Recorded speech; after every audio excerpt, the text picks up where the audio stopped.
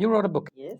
Yes. What is the title of the book? It's called Change Mindset Program, the Yogic Way. Yeah. And I wrote this almost at the end of last year. Yeah. It has been a lifelong journey that I wanted to understand about the challenges that I face and how to resolve things as well. And it is coming also from the cultural background that I am. I am an Indian. And all these summarized into this book last year. With that, I think we should go into a little bit about you. So you talked about your Indian heritage and now living in Denmark.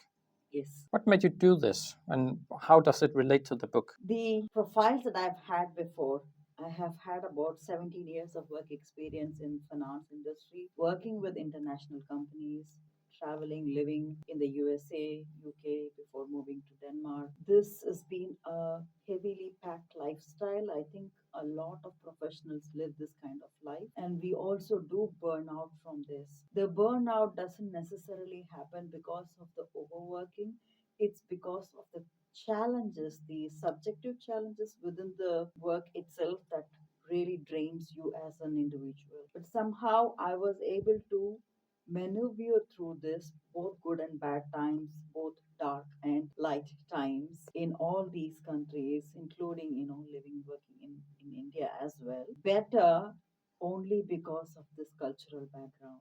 So I'm so thankful to whatever I had learned. And I thought if that had helped me come through this, then it could definitely help others. How can I break it down into easily understandable pieces and make it available to just anyone? Okay.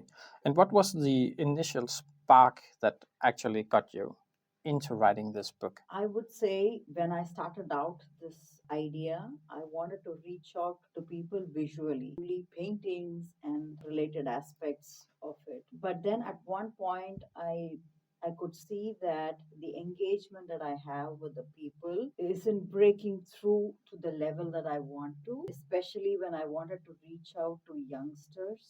And that is one bracket of people that I wanted to reach to, and also reaching out professionals. Then how best can we reach out to them was the thought process. And that's when I decided, okay, can we try it out as a workshop form? Try to give this in pieces in the workshop format. So I had tried to put this into different pieces available in a workshop format. But then I think it was a discussion with you that, struck this idea. Maybe we can maneuver through these pieces and make them come together in a format that is also available easily anywhere across the globe. And that turned out into a book. Okay.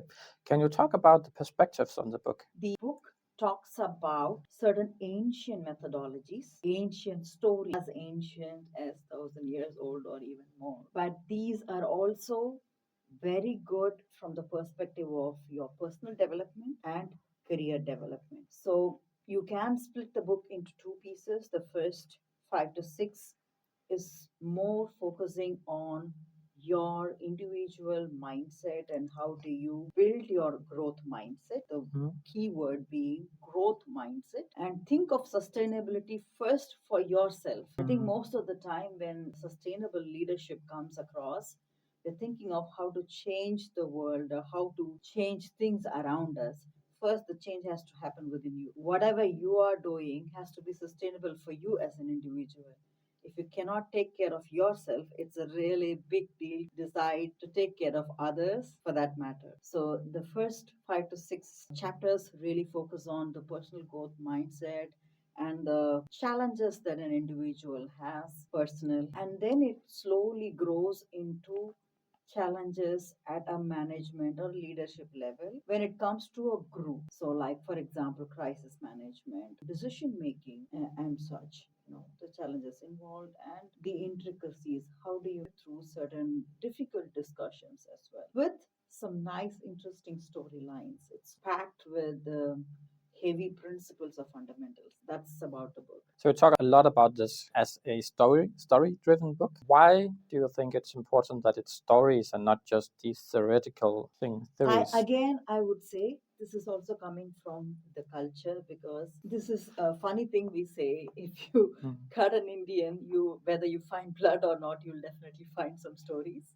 but that's on a lighter side. On a serious note, we have developed this idea of storytelling, and through storytelling, sharing some morals, values, and principles. Why is it done in such a way? There are two, three perspectives to this. There are many, but I can share my thought process. One is, if you have to give hard hitting concepts and conduct hourly sessions, people will sit through these sessions. Maybe they are attentive, they take notes, they are focused, but how much of it will really impact them personally, that they will take it back home to their personal life? How much of it will they really start practicing from today in their work lives? That we cannot guarantee in terms of the professional thing. But when you try to tell the same thing like sugarcoat, for example, to children, you want to give a medicine, you don't give it directly. It's usually in the format of a sugar coated candy. The idea is that the medicine will also get inside the body. The same logic follows with storytelling. When you pack hard hitting concepts molded in nice storytelling methods, the story reminds and the story resonates. That makes the individual think about the story and relate to that story to his or her own personal life or work life. And that change happens within the subconscious and not the conscious system. We need to work with the subconscious mind to make sure the change happens immediately and also effectively, that could consistently be followed through for a longer period of time. If we have to make change at a higher level, then it's the subconscious mind that we need to work with, not the conscious mind. Storytelling really helps to that effect. That's one perspective of it. And why is that important to you, that it's through stories and not through theories? This brings me to the other perspective. Our country, India, has been invaded many times, and there's a lot of historical values that we have also missed. But in spite of it,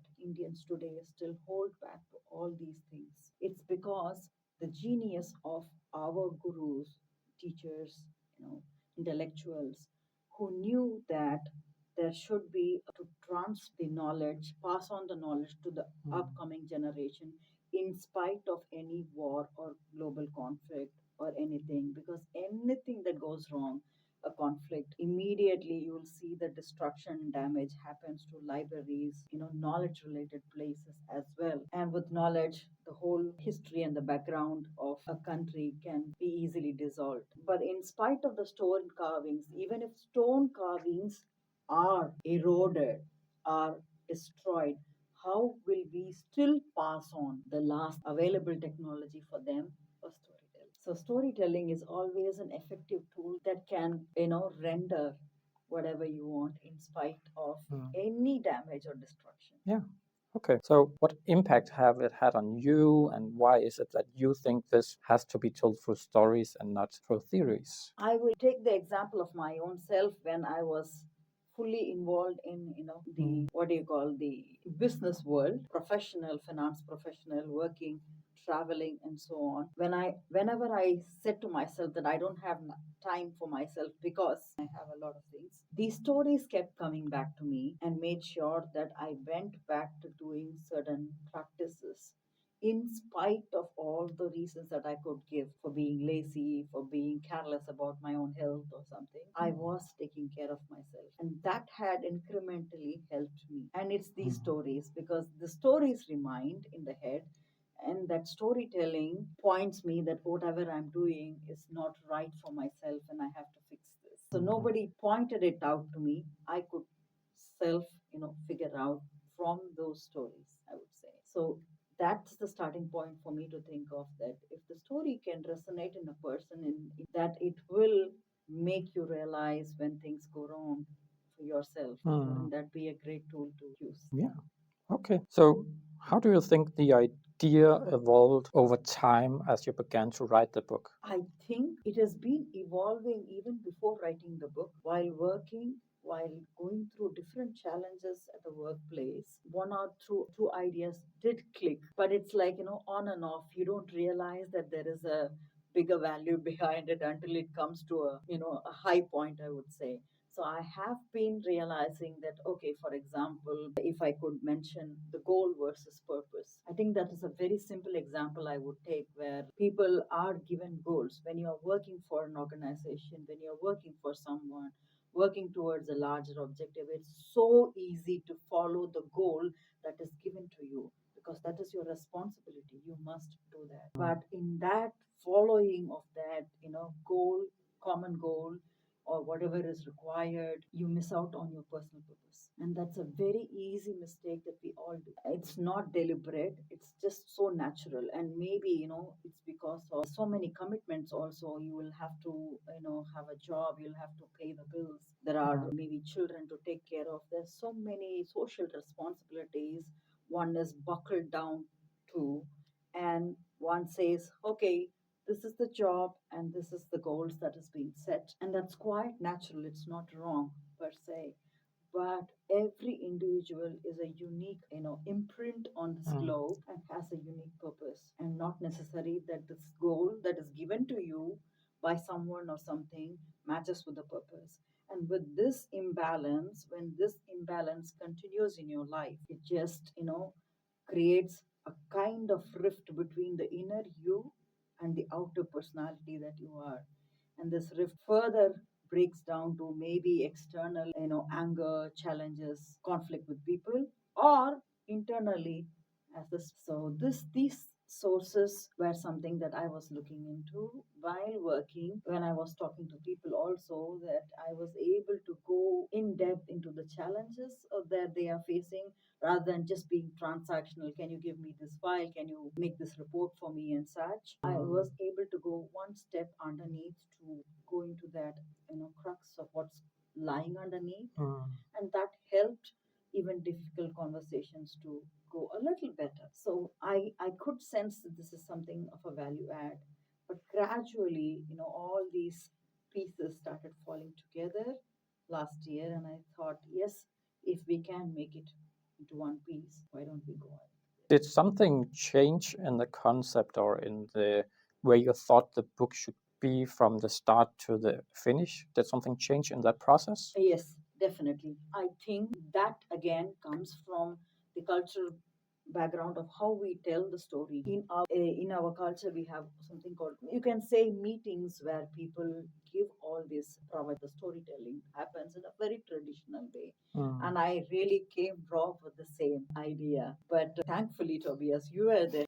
Everything wants their own words to be said on what they see. So it's something, very important to them. So the structure itself of how do we storytell changed because of you, thankfully. We kept certain breaks in between the storylines to give space for the person who's reading or listening to it in any other format to reflect and share their or write down their own ideas on how they see this or how would they approach such a situation, and kind of involve the reader into the book and not just storytell. Okay, interesting. So the book is based on different stories. Yeah. 7 or 8 stories to be correct, right? So I know the last part is like the same as a bigger story. Yeah, I would say yes. Yeah. How do you think that picking each story for each subject has made this book a reality? Because it's very different, right? It's not just one long story. This is 7, 8 different stories for different parts of life and different parts of management. Yeah. Did that change anything in the book that you had to pick different stories? I had to, one short answer would be divine intervention. Yeah. And for that, I picked up the stories from the history that relates very closely to those challenges. And these are the stories that are being told as well to us when we get, for example, frustrated or demotivated and such. That's the storyline that is being said. So that's how I came up with it. And especially for the larger chunk, the last story is slightly bigger because it deserves that flow through of crisis management and decision making, communication and such. So that's basically the thought process behind it. Yeah. Can you give a little sample of one of the stories and what it's for to the audience? I can take the first one for the example, or maybe the second one, the goal versus purpose, since we discussed it a little bit. The goal versus purpose story is going about, again, 1,000-year-old story of a very simple guru that is walking around between one village to the other village through the woods, and he ends up finding something, a gold ornament lying on the ground, and he tries to clear it up and figures out it's not just a simple gold ornament, it's much more than that. And he decides to go to this village and sit down under a tree and shares this idea that he's going to possibly give it to and the most needy person on the earth. And this causes this commotion, and people start to pitch their ideas of how needy or poor they are to him, so that he ends up giving this. And this goes on for a while, and I don't want to go into the details of the book though, but ultimately he ends up giving this to the emperor of the country, who ends up at his place because of the frustration that this person has created a lot of commotion just by this ornament that he has in his hand. And the explanation that he gives why he is the most poor and the needy person, meaning the emperor has a goal and he wants to be the king of the world.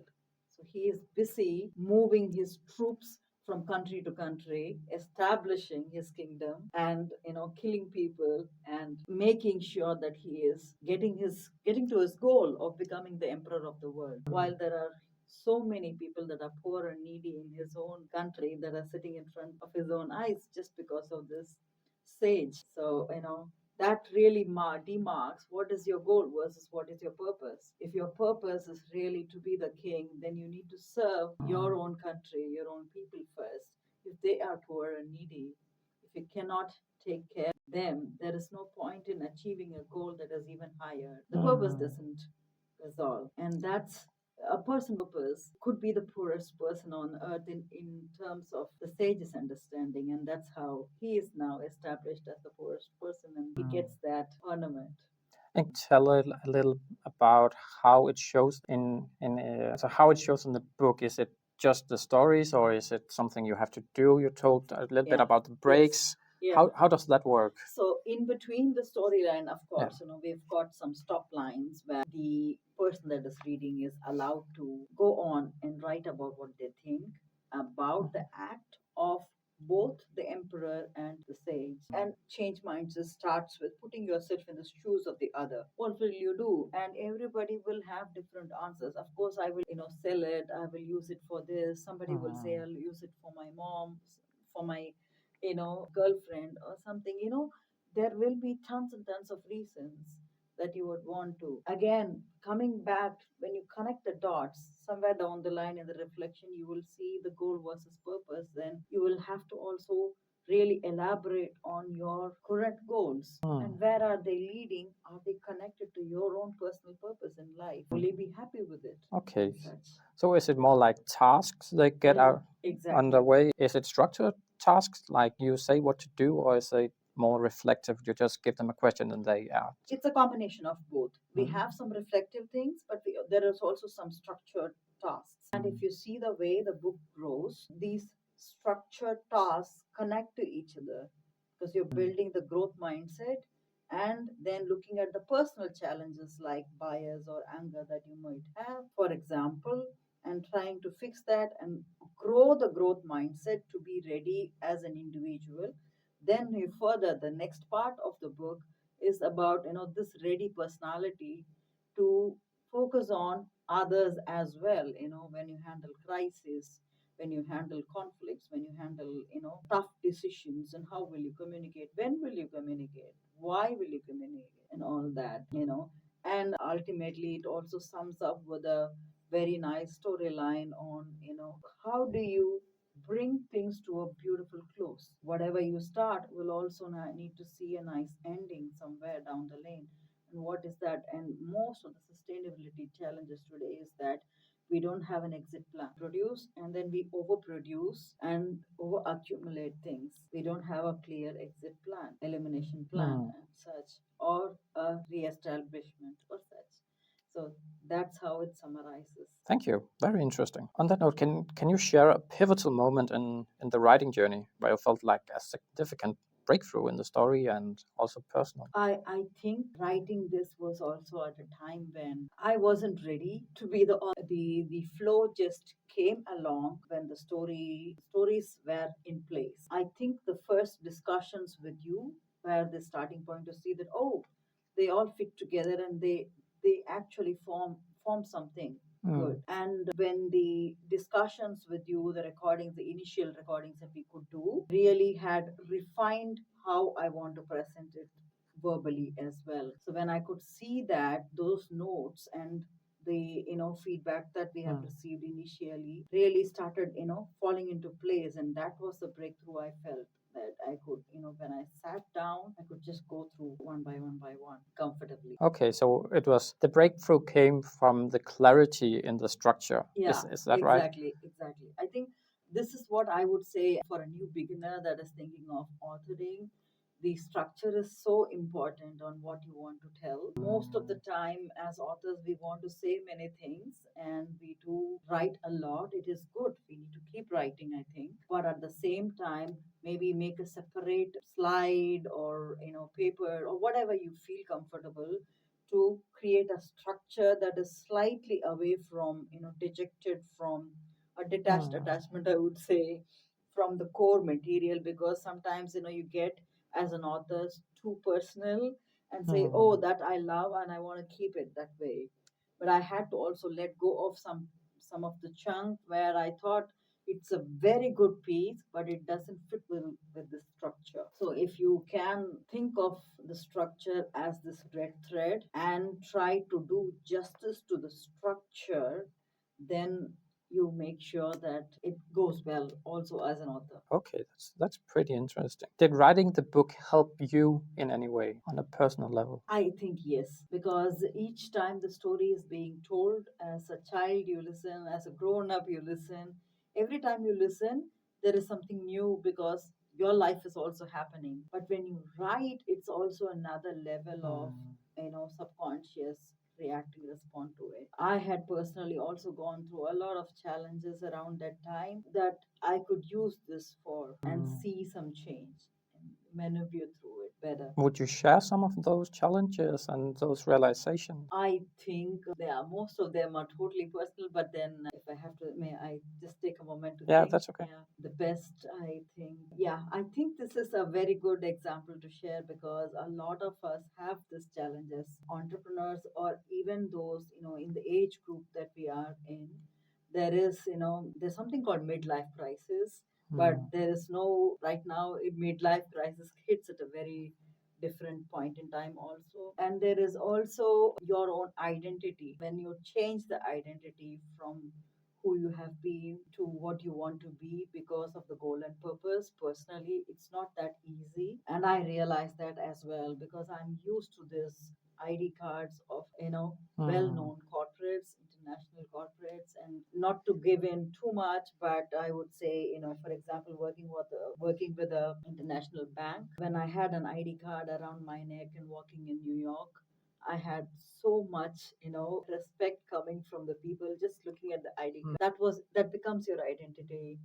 And I wouldn't, like I said, without giving too much away, that ID card really works so that you will get, so much of discount into museums and public places in New York. So you are really being a kind of because you are a part of a bigger location, bigger organization, and that's quite natural. From that, when you are an entrepreneur, when you get into a lonely journey, nobody knows you, but you have been in this role of using an ID card as your identity for a while. And now the ID card is not anymore and just you as an identity.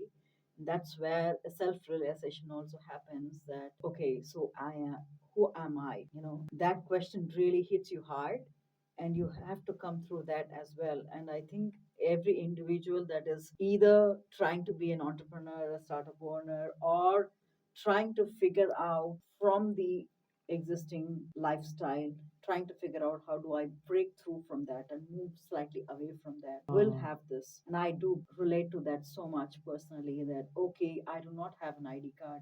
I cannot use the power of the position that I had to get something done. So it's just me as an individual now to go and get something done. And that itself is a huge challenge. I think it's a bigger challenge that many of us easily fall prey to. And it's no offense to anyone because, a lucrative job, a fantastic organization, an ID card gives you an amazing feel and a monthly, secured salary. Yeah. Fully respect that, but unfortunately it might not be your individual idea, and you'll have to somewhere down the line say goodbye to those hefty ID cards. Okay. So looking back on this process of writing the book and coming up with the concept and all that, how has that experience changed you as a person along the way of doing that? How has it changed me? Yeah, writing the book. I think I'm now much more into the what I call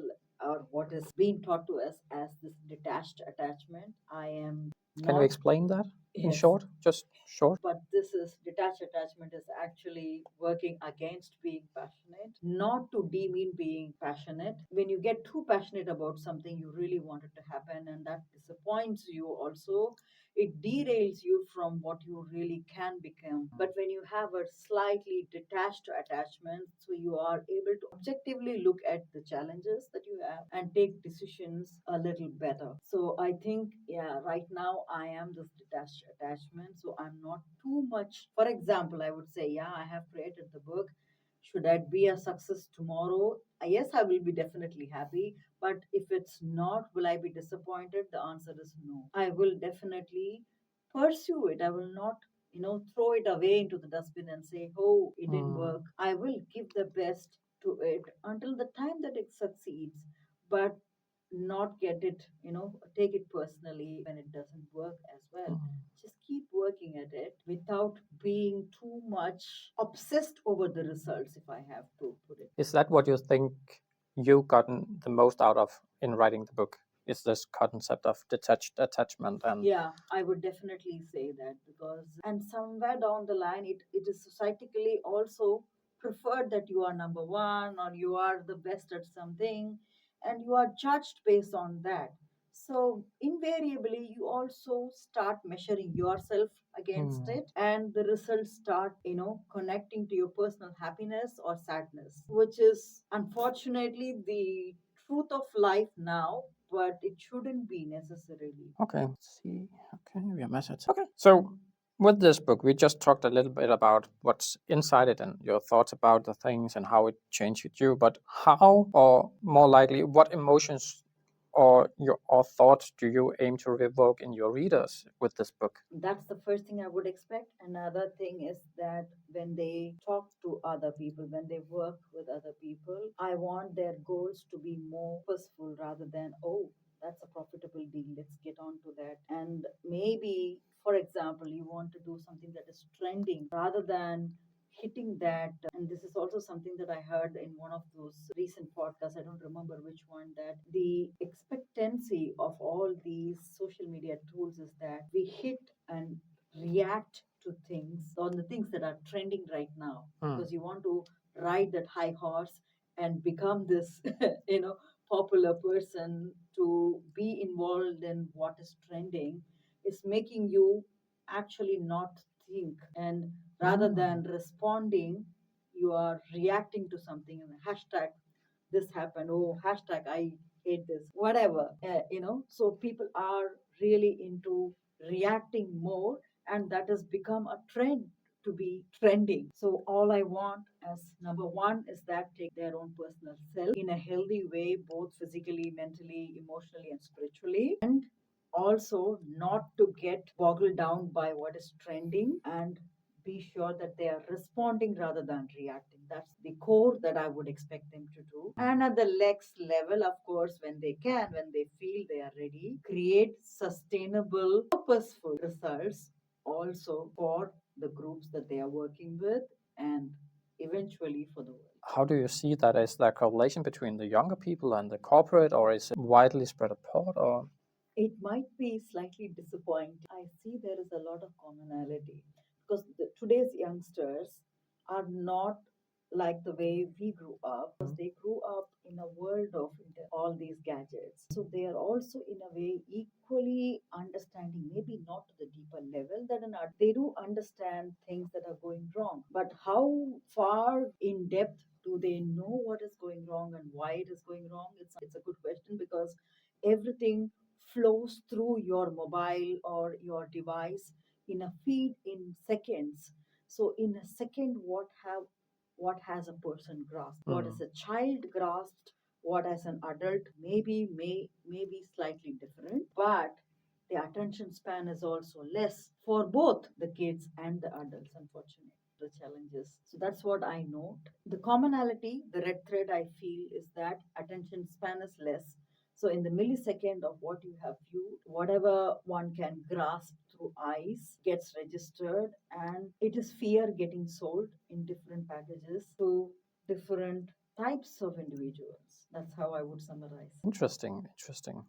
I know this book is made for corporate use mostly, Yeah. but I also know that you're testing it in a private school. Yeah. Can you tell me a little about the testing you're doing in the school and how it actually affects the kids and what they say, because it's way different. Yeah, I think the initial plan with the book definitely came out of the work experiences. So it was ideally packaged in a way that it hits the corporates, and we conduct workshops also based on that and such. So that was the initial plan. Of course, working with the kids, I did have some connections, and when the book came about, it looked like, yeah, why not? We'll just give it a try. So it was just an experiment, and it is still an experiment in progress, I would say. But so far, the feedback that I have received, I can see that they feel the need to. The kids of today do not like being addressed, that they have nothing to do with the world and they'll have to wait until they become adults. They want to participate and they want to contribute to what is going wrong or right. And I mean, it would be unfair to say that they are kids, because we know that today we also have younger persons as CEOs. They have their own startups also. So you never can define a right age to say this is the time for you to learn what is sustainable leadership. And they want to know how to fix things. Even from they're also in a way not so satisfied with the adults, that we have not been so responsible about the whole such, that we could have done something to the global warming issues, we averted. So they want to get on to this job of taking care of the earth as early as possible and such. So they are in fact analyzing the book, scrutinizing the book at a very high level, and their expectations are immense, which really makes me also work harder for the next book to find some really interesting stories for them to chew through, maneuver through. So they don't want just one sort of an issue to be addressed, they want everything to be addressed. That's one feedback. And another feedback I received when I had a similar session with young persons from a university was that, will you also take stories from other religions or other cultures? They want, diversity as well in these books. So yeah, they want to play a part, yes, and they have something to say, definitely. Okay. So how has these feedbacks changed your perspective on the book and the target group for the book and all that? The second book, I wanted to think of a sequel for the book, but I have just kind of parked it, and I thought of picking up another challenge as a book. And luckily I have made a structure to this, and this time, based on the feedback from the kids, sorry to say, the younger intelligent persons, I think I will try to include some diversity, and I will also make sure that there are storylines where women have stronger roles to play, and all inclusive, hopefully, few other cultures also, which means more work needs to be done. I'll have to interact with people from other cultures to get equally endearing stories to pick up. So that's the new project of yours? Yes, Yes. one of them, yes. Okay, so there's a lot of questions that still needs answered. This book, can you explain one of the questions you still have? Yeah, meaning, sorry? Yeah, just gonna do this, 2 seconds. I'm just trying to rephrase it in my head. Yeah, it's better. So from writing this book and all the feedback you have gotten on the book and all the people you talked to, is there any lingering questions? Unexpected result, not so far. I think there is one thing yet that I want to talk about, because the name Yogic Way is creating a thought process that, oh, is it yoga? So people think of it as a yoga book. So those who are not reading the book, and just people say that, don't judge the book by its cover. So the cover, gives out this name as, Change Mindset Program, the Yogic Way. Those who want to just perceive without reading further accidentally end up misunderstanding or misinterpreting it as a yoga book. It is expected that you're, rolling out a yoga mat and getting started. No, it has nothing to do with that. Principles, and this is something that I want to send clearly across. Yogic principles coming from the Yoga Sutras. Even if you read the basic texts, you will see that there is only physical yoga mentioned 2 or 3 times in the whole text, which means approximately 3 to 5% of the yogic principles involve anything physical, and it is more clear. Yeah. And this is definitely coming from that angle. And this is something that I wanted to clearly send across. And with that, the last question, the last thing that needs to be done. Where can we buy the book? Who are you? Good. And that's a very important question. Yes, yeah. Of course. This book is definitely accessible via, it's accessible via Amazon. It is in 14 marketplaces in Amazon. There is definitely ebook versions which can be downloaded in 2 minutes, and you can get started right away. And we also have both this kind of version, which is a print version, and a hard book version as well, available on Amazon.